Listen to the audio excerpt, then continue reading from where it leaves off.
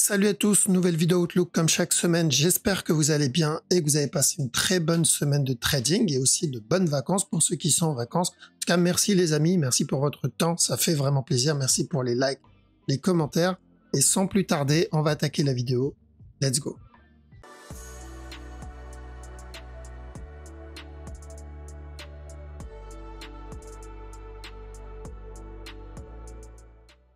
Alors le Bitcoin, donc BTC, bien sûr rapidement sur la structure weekly long terme en mode invest, la direction reste la même, c'est-à-dire objectif à revenir péter le top ou avoir d'abord une structure corrective un peu plus grande et ensuite venir péter le top.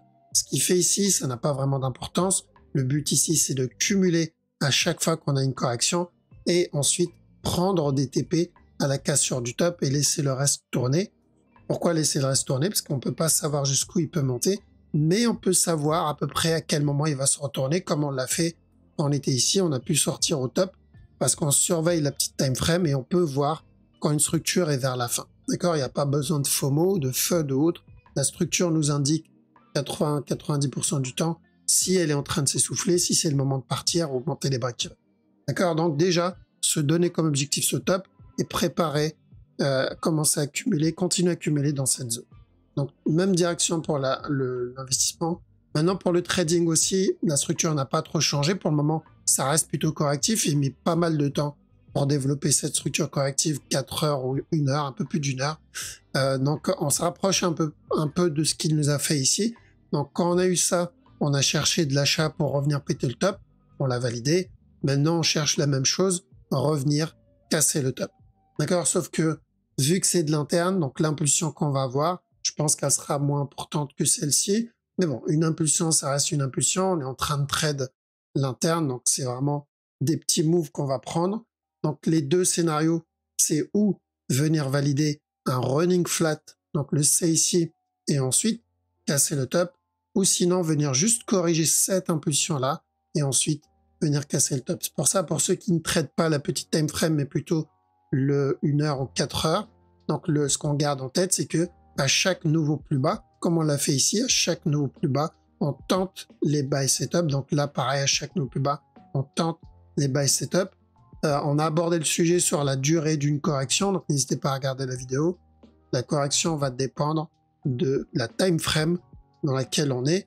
Et là, je pense, on est en train de dépasser les 1 heure. Hein. Clairement, on est en train de dépasser les 1 heure. On n'est pas encore sur une time frame 4 heures parce qu'on a déjà vu la moyenne à peu près d'une structure 4 heures. Mais il va falloir être patient. En 1 heure, on avait vu cette structure aussi. Donc, quand on était là, on avait dit de chercher de l'achat pour revenir péter le top. Donc ça, c'est validé. Bien joué à ceux qui l'ont pris. Et à la cassure du top, on avait dit de chercher de la vente pour revenir péter le bas. Donc, on a fait un petit morceau déjà. Mais le problème, c'est comment on a obtenu ce drop. Donc, c'est plutôt correctif, c'est pas l'impulsion la plus agressive, donc on aurait préféré quelque chose comme ça ou comme ça. Donc si vous êtes déjà dans le trade, donc moi qui suis déjà dedans, qui a pu rentrer dans cette zone, je mets mon break-even. C'est très important, je mets mon BE parce que j'ai pas confiance en cette structure. Par contre, elle a quand même donné pas mal de beaux setups, pardon. On a eu quand même pas mal d'opportunités pour les retardataires. On a eu ce A, on a eu un B. Donc là, il fallait chercher de l'achat jusqu'au top, nickel. Et ensuite chercher de la vente jusqu'à ce bas-là, nickel, un regular flat. Donc on a en validé 1, mais on en valide 10 derrière en regular ou en running. Donc c'est pour ça, faut pas se prendre la tête avec ce qui s'invalide, faut rester consistant sur les trades qu'on prend et les structures qu'on trade. Ici aussi d'ailleurs, il en a donné un autre, un A ici, il a donné le B là, donc chercher de l'achat pour le C et ensuite de la vente pour revenir péter le bas.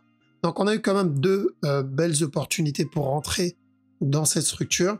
Par contre, c'est la structure, donc quand on prend plus de recul, qui me plaît pas. Donc toujours, bien sûr, hein, je cherche toujours la même direction. C'est pour ça que j'ai pas coupé le trade, je mets juste un break-even. Mais c'est comment il drop, c'est plutôt correctif. Donc à chaque nouveau plus bas, on doit rester vraiment faire attention. Si vous voulez prendre un peu de profit ici, en soi, c'est pas une mauvaise idée hein, pour ceux qui sont rentrés un peu plus haut. Ceux qui sont entrés dans ce régular ici ou là-dedans, bon, bah, tout dépend comment vous managez votre trade, mais l'idéal c'est au moins de le protéger. D'accord, protégez-le parce qu'il descend doucement, à part si on a un petit FUD ou un petit dump qui viendra valider directement la structure. J'aime pas trop comment il chute. Donc, soyez vigilants. Mais oui, on recherche toujours le regular flat. La structure ne change pas. Ceux qui sont sur ce flat-là, donc celui-là, l'objectif, donc c'est quasiment du 5 minutes, voire même en dessous, en 1 minute. Donc l'objectif, c'est de péter ce bas, histoire de laisser le temps de mettre un break-even. Ceux qui ont pris ce sell-là, vous pouvez déjà mettre le break-even. D'accord? Donc, même direction sur la structure 1 heure. Soyez juste vigilants sur cette structure, de quoi vous préparez et on surveille. En tout cas, bien joué à ceux qui sont déjà dedans. ETH, c'est à peu près la même chose. Le mouvement qu'il est en train de donner est plutôt correctif. C'est-à-dire, si je dois me baser sur la structure 1 heure, ça, je me dis, c'est plutôt de la vente. D'accord? Mais si je dois me baser sur la structure 15 minutes, ça, je me dis, c'est un flag haussier. D'accord? Ça, c'est haussier. Donc, beaucoup moins intéressant que le... De toute façon, c'était, je l'avais dit la dernière fois, c'est moins intéressant que le Bitcoin. Je préférais tenter le Bitcoin que l'Ethereum. Mais donc, le running est toujours possible. Mais s'il y en a qui ont pris le sell, faites très attention à la cassure de ce bas. Je ne sais pas s'il a déjà cassé. Parce que oui, ça, c'est vachement correctif comme move. Et pour le gros move, donc la structure daily, on attend encore la même chose. Hein, venir corriger l'impulsion qu'il a donnée. Okay, une fois la correction terminée, pourquoi pas revenir tester le top ensuite. Le BNB, on avait dit de chercher de la vente dans la dernière vidéo. Bon, ça se passe comme prévu, donc le drop, revenir tester ce bas-là, minimum. On peut même revenir péter ce bas à un moment, mais déjà, on vise ce bas-là et ensuite on verra pour la suite. On a le DOT, donc DOT sur la grosse structure, pas de changement. En interne, on cherche toujours le running, un peu comme ETH d'ailleurs. Donc il y a toujours ce running-là pour revenir péter le bas. Maintenant, c'est pas le drop le plus agressif. Car ça, clairement, c'est pas le drop le plus agressif. Donc ceux qui sont dedans, soyez vigilants. C'est toujours baissier, mais attention, on peut avoir même un petit running ici là, en interne, hop, pour un niveau plus bas. Mais c'est vachement correctif comme drop, donc je sais pas si c'est vraiment la structure la plus propre, mais pas de changement, toujours la même direction. Ici, donc je considère tout ça toujours comme un A. Par contre, du coup, celui-là aussi, là, il est en train de corriger, donc probablement encore de la baisse en 15 minutes, ici. Mais à chaque niveau plus bas, je ferai attention pour un B plus tard. Ensuite un C, et ensuite le retournement pour un gros running flat, parce que oui, il y a de bonnes chances qu'on vienne donner un running, hein, parce que je vois pas ce mouvement-là lié à autre chose à part un futur running. Sol. Donc le sol sur la petite structure, en grosse structure, il n'y a pas de changement. Tant que ce top n'est pas cassé, on fait attention toujours à ce fameux running.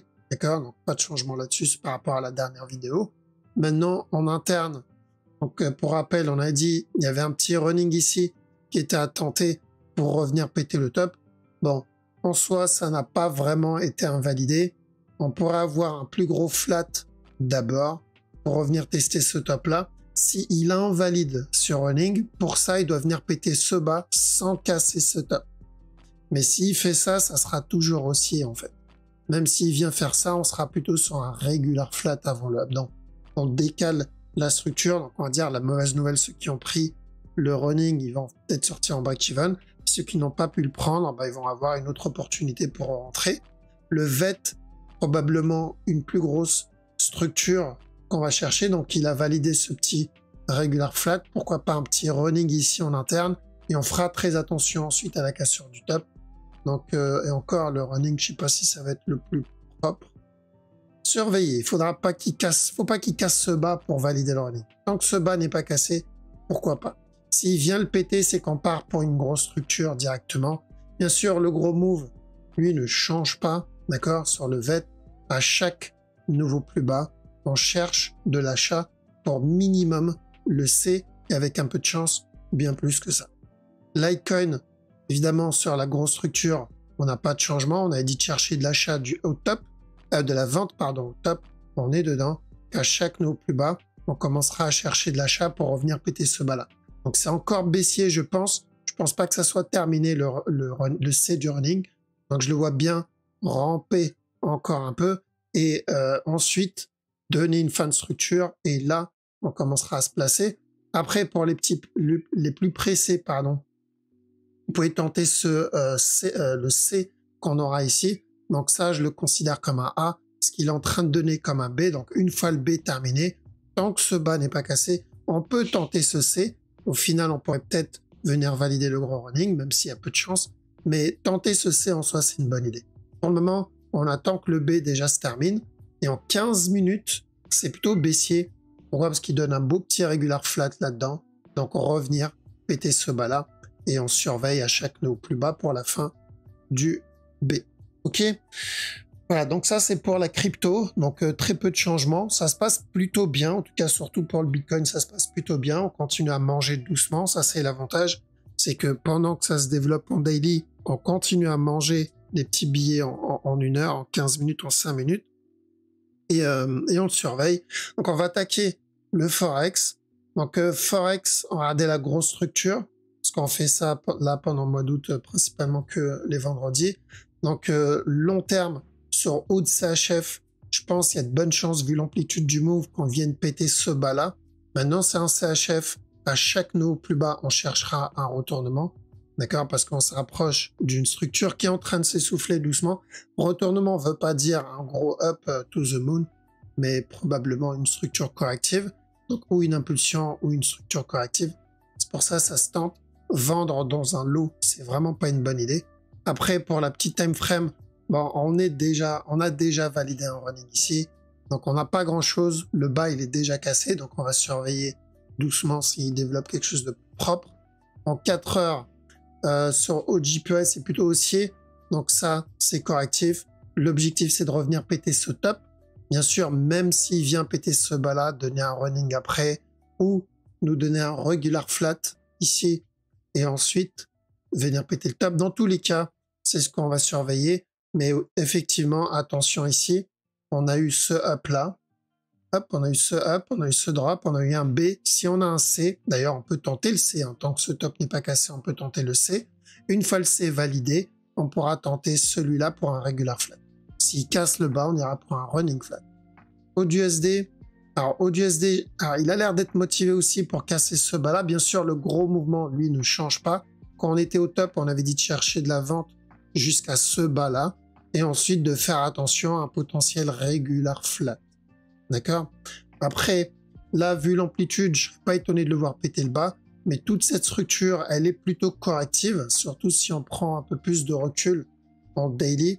La structure, elle reste quand même corrective, mais j'aurais préféré une correction plus grande que ça, parce que ça, ce n'est pas suffisant, et ça, ce qu'il a fait, ce n'est pas suffisant non plus. Donc, j'ai besoin d'une correction un peu plus grande pour confirmer cette structure-là comme un B. D'accord? Donc, là, ce que j'aimerais voir comme structure, c'est un flat ici, que ça soit pour un regular flat, que ça soit pour un running flat, peu importe. Donc, prochaine étape, c'est de voir s'il va venir péter ce bas ou pas.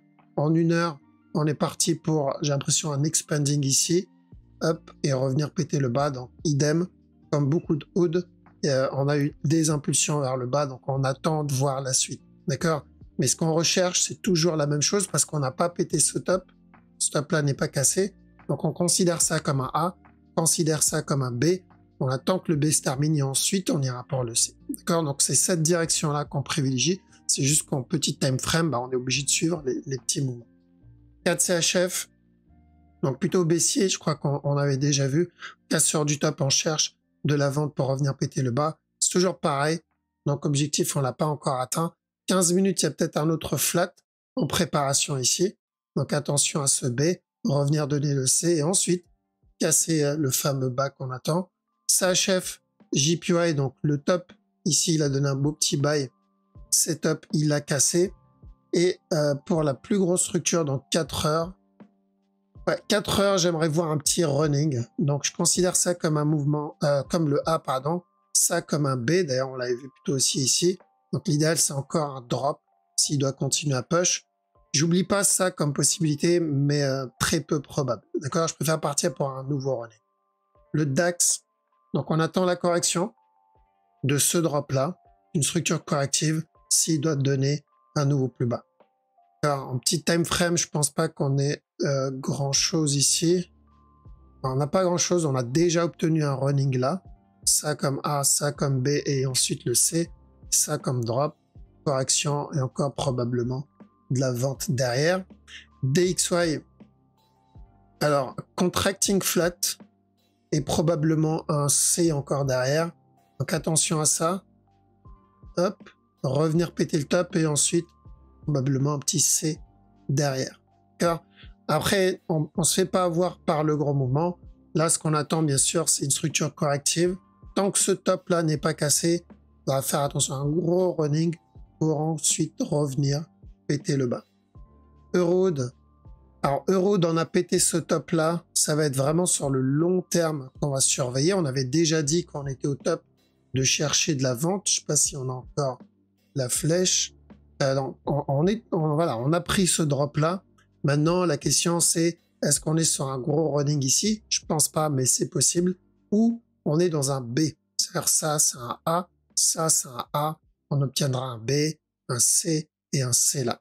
Moi, j'irais plutôt pour ça. D'accord, c'est du Forex, donc il y a beaucoup plus de probabilité de partir sur ce genre de mouvement. Bien sûr, en interne ici, on n'a pas grand-chose encore.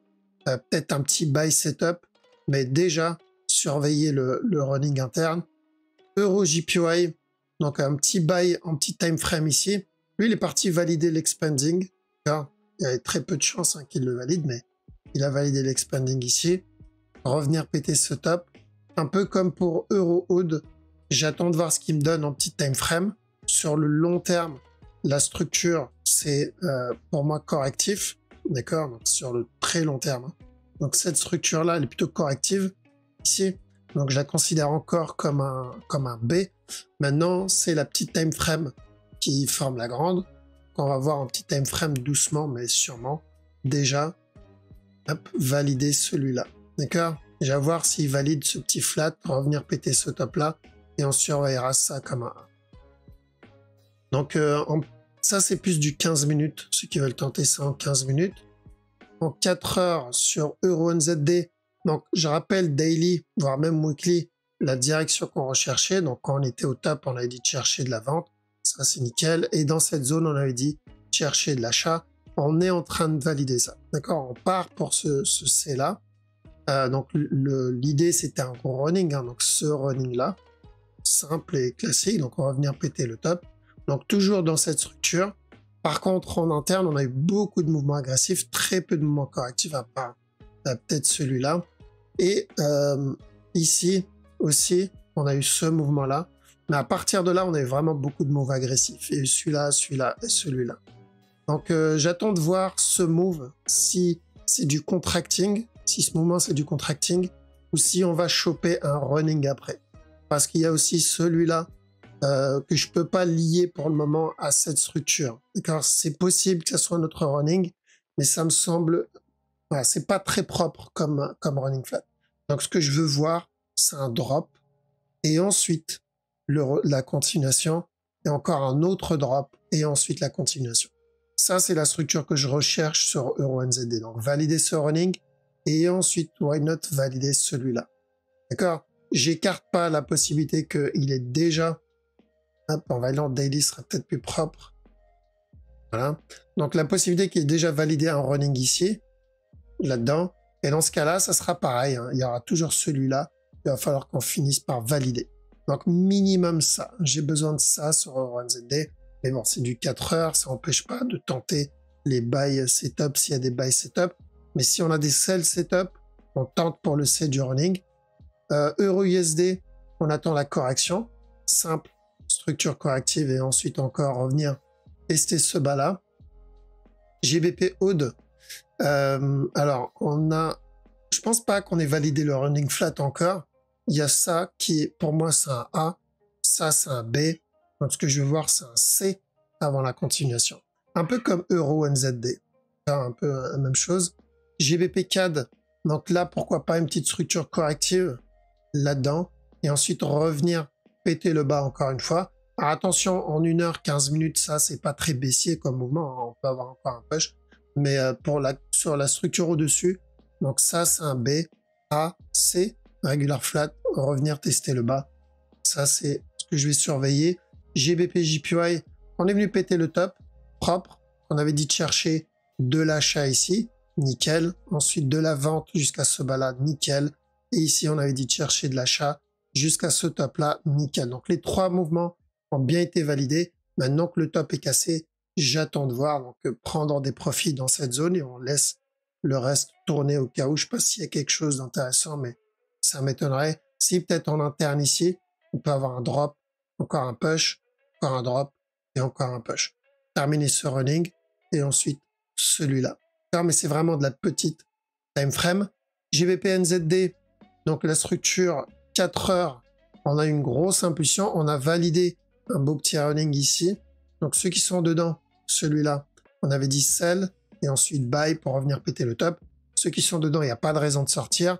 Là, il a donné un buy setup. Là, il a donné un buy setup. Donc, il y a vraiment zéro raison de sortir. Je rappelle la direction sur le long terme de GBP NZD. C'est revenir péter le top. D'accord? On l'avait vu qu'on était tout en bas. On avait mis cette flèche. On va venir péter le top. Ça a mis du temps, mais il monte tranquillement. Donc, ici, j'ai eu un gros doute sur cette structure parce que j'étais pas sûr. Je sais que ici, c'était propre. Mais après ce qu'il a donné, vu que j'en étais pas sûr, je me suis dit, OK, je laisse en stand-by, on prend ce running-là, mais on doit faire attention à un potentiel plus gros running flat, en fait. L'idée, c'était venir casser stop, drop, donner encore un up, drop, et ensuite continuer son push. Donc là, il s'est excité un peu plus vite. Ça ne veut pas dire qu'on peut pas l'obtenir encore. On peut très bien avoir ça, et ensuite la continuation. Mais dans tous les cas, ça continue son up. Pas de raison de sortir du buy. Ceux qui ont pris celui-là, celui-là ou le running flat avec le beau petit setup ici, il y a zéro raison de sortir. Par contre, il faut prendre des TP parce que l'objectif, c'est le mouvement weekly. Et sur GBP USD, donc une correction, là, il y a potentiellement un petit flat, revenir, péter ce bas-là. Et NZD CHF, alors pas grand-chose ici à faire. On a eu quelques petits, donc on a eu ce sell ici. Il y a eu celui-là et celui-là. Là, il n'y a rien. Là, il n'y a ni de sell, ni de buy. On va pas tarder à casser le... On a cassé le all-time low ici. Donc, bien sûr, vendre là-dedans, c'est risqué. Parce que je m'attends à un retournement minimum pour un running ici, s'il doit continuer. Voire même pour une plus grosse structure, beaucoup plus grande que ce running-là. Donc, faudra faire attention. Maintenant, voilà, c'est de la grosse time frame. Hein, ça veut pas dire qu'on peut pas prendre les sells comme on l'a pris ici. D'ailleurs, celui-là était plutôt propre. Mais là, il n'y a rien à faire. D'accord? Donc, ceux qui ont pris ce sell-là, on commence à prendre des profits. Inutile de tout couper, mais on rentre pas là-dedans. NZD USD. Alors, beau petit sell ici aussi. Validé, par contre, sur le gros move. Ok, toujours haussier. Donc, pour moi, cette structure, c'est toujours correctif, et à chaque nœud plus bas, tant que ce bas n'est pas cassé et tant que ça reste correctif, c'est très important. L'idée, c'est de revenir tester ce top. Si je dois continuer à pump sans corriger, dans cette zone, on réduira les probabilités de ce move, mais tel quel, la structure est corrective. Donc celui-là, on a pu l'avoir, on s'est dit, on tente le buy, on a eu ça, sauf qu'on est revenu péter ce bas et on retentera encore une fois la même direction. NZD JPY, donc structure 4 heures, on avait dit sell d'abord, ici, sell, ça c'est validé, donc au moins revenir ce bas là, casser ce bas là, on a cassé ce bas, on est parti pour un running flat, validé aussi, et tant que ce top n'est pas cassé, on tente celui-là. Donc toujours la même chose, d'accord? Donc revenir péter ce bas là. Ceux qui sont dedans, par contre, faites attention à la cassure de ce bas, au cas où on obtient un plus gros flat. Et ça peut invalider le running en interne. D'accord? Donc, on fait attention à ce bas-là, ce qui peut très bien donner un plus gros flat. Mais l'idée est toujours de trade ce running pour revenir tester ce bas-là. USD CAD. Alors, USD CAD, un plus gros flat aussi. Donc, on a pu avoir le sell ici, nickel. On a pu avoir le buy. On va revenir péter le top, ça c'est nickel. Et là, ce que je veux voir, c'est un plus gros flat, donc une autre structure corrective. En tout cas, quelque chose, parce que là, on n'a rien. Alors là, il y a vraiment que dalle, on n'a pas de buy ou de sell setup. Et si elle revient péter ce bas, ça peut être intéressant à tenter. USD JPY, donc l'objectif est pas encore atteint. Donc on avait dit, on cherchait de la vente et ensuite de l'achat pour revenir valider ce fameux running. Toujours pareil, j'attends la cassure du top. US Soil, attention, on peut avoir encore donc un drop ici tant qu'on n'a pas pété ce bas. Revenir tester le top. On a bien validé notre fameux running ici. Maintenant, on fait attention à chaque nouveau plus haut parce qu'il va falloir corriger tout ça à un moment ou à un autre. Et là-dedans, donc on a cassé ce top. Il va falloir corriger tout ça à un moment ou à un autre. D'accord? Ça, ce n'est pas suffisant. Le Silver, ouais, c'est ça, Silver. Donc Silver, le mouvement a commencé correctif dans cette zone. Donc on avait dit à chaque nouveau plus bas, on tente les buy setup. Bon, il a donné 0 buy setup, hein, il a fait que dump, même en 1 heure, hein, je crois il a fait que dump. Ouais, même en 1 heure, on a fait que donc déjà cette grosse bougie ici. Là-dedans aussi, 0 buy setup. Ça, c'était plutôt de la vente. Ça aussi, c'est plutôt correctif encore pour de la vente. Même si on peut avoir un running ici en 15 minutes. Même si on peut avoir ça, c'est plutôt baissier. Donc, il y a 0 buy setup et le mouvement s'est vachement éloigné. Enfin, la structure s'est vachement éloignée du top ici. Donc, le mouvement n'est plus correctif. Ça, c'est aussi agressif que ce qu'il a donné ici ou carrément tout le gros move ici. Donc, pour moi, on est en train de préparer une structure un peu plus grande. D'accord? Donc, tout ça en weekly, il n'y a pas de changement. La flèche, on l'a pas changé parce que c'est toujours la même direction. Que ça soit direct ou que ça soit pour un nouveau plus bas et ensuite casser le top, on est toujours sur revenir péter ce top. Donc ça, toujours dans la même direction. Le problème, c'est l'interne. On a beaucoup de mouvements agressifs ici. Donc, s'il vient péter ce bas-là, je considérerais ce mouvement-là aussi comme une correction. Et tant que le move est correctif, c'est bon. S'il devient agressif, c'est là où on va devoir changer nos plans. Mais pour le moment, on garde en tête que ça, s'il vient péter le bas, on le considérera comme un B pour ensuite revenir péter ce top-là. Donc pourquoi je dis tant que le move reste correctif? Parce que c'est où on est dans une correction déjà terminée et là, il va venir juste la valider. On casse le top. Où on est dans le A. Donc ça, c'est un A. Ce qu'il est en train de donner là, c'est un B. Il va corriger, donner un nouveau plus bas et ensuite venir péter le top. Donc, la question, c'est est-ce que la correction est terminée ou est-ce qu'il va décider de nous donner quelque chose d'un peu plus grand avant de venir péter le top. D'accord? Donc, et pour ça, on est obligé de surveiller la petite time frame et ne pas rentrer sans setup, c'est très important. D'accord? Donc, quand on cherchait le retournement ici, fallait tenter ça, le running en interne. Si je cherche d'achat, j'attends à chaque fois une confirmation pour un retournement. Donc, pour le moment, on surveille s'il vient péter le bas ou pas. Mais ce que je veux, c'est un gros flat. D'accord? Donc, il ne doit pas casser ce bas, c'est très important. Et donc, venir corriger l'impulsion qu'il a donnée. Et là, on pourra tenter le buy. Mais tant qu'on n'a pas ça, on reste vigilant sur le silver. Alors, le gold. Donc, le gold, c'est à peu près la même chose que le silver, sauf que le mouvement, il est beaucoup moins correctif que le silver. Donc, ce que j'attends ici, parce qu'il avait commencé plutôt correctif, et on avait dit, tant qu'il reste correctif, s'il nous donne des buy setup, on tente pour revenir au moins tester ce top. Parce qu'on a eu 0 buy setup, hein, comme pour le silver aussi. Le mouvement était plutôt agressif vers le bas, avec très peu de flag, même pas du tout de flag. Là, on a eu un running flat pour de la vente. Ça, c'était plutôt encore baissier. Ça, c'est baissier. Et ce qu'il donne ici aussi. Donc, il n'y a pas eu du tout de buy setup. Nous, ce qu'on cherche, c'est un truc qui ressemble à ça. C'est ça ou ça. D'accord? Qu'on n'a pas obtenu. Et en plus, si on prend, même chose que le silver, si on prend du recul, le mouvement a beaucoup trop retracé. Et on n'est plus vraiment sur un flag ici. Donc, j'attends de voir si il me donne un flat ou pas. Alors, le but ici, c'est de savoir si ce moment-là, c'est un B. Si c'est un B, donc ça, c'est censé être mon A. Ça, donc le B, j'ai besoin d'un C. Une fois le C terminé, là, on a un semblant de structure propre qu'on peut tenter. Okay? Que ce soit un regular flat ou un running, au moins on peut tenter quelque chose. Donc, tant que ce bas n'est pas cassé, ceux qui veulent tenter les buy setup en soi, c'est pas une mauvaise idée. Faites attention à la possibilité d'un running au cas où. Mais à chaque nœud plus bas, pourquoi pas. Mais c'est plus risqué maintenant que quand on était au top.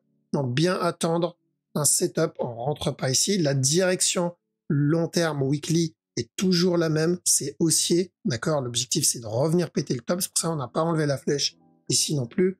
Mais il faut attendre que la structure en petit time frame se développe parce que c'est les petits moves qui forment les grands. Donc, si on a donc la cassure du bas ici, on partira pour un running et ensuite un drop comme on l'a obtenu là. Si on n'a pas cassé le bas comme ici, on partira pour un regular flat et ensuite le drop comme ici. D'accord? Sauf que là, on est sur une time frame supérieure. Donc, weekly, c'est toujours haussier. En 1 heure, on invalide le flag, d'accord, qui va peut-être se transformer en flat. Et dans ce cas-là, ça mettra un peu plus de temps. Donc, on fait attention, on rentre pas sans setup, c'est très important. Il faut attendre une opportunité, comme je répète là, celle-là ou celle-là, d'accord?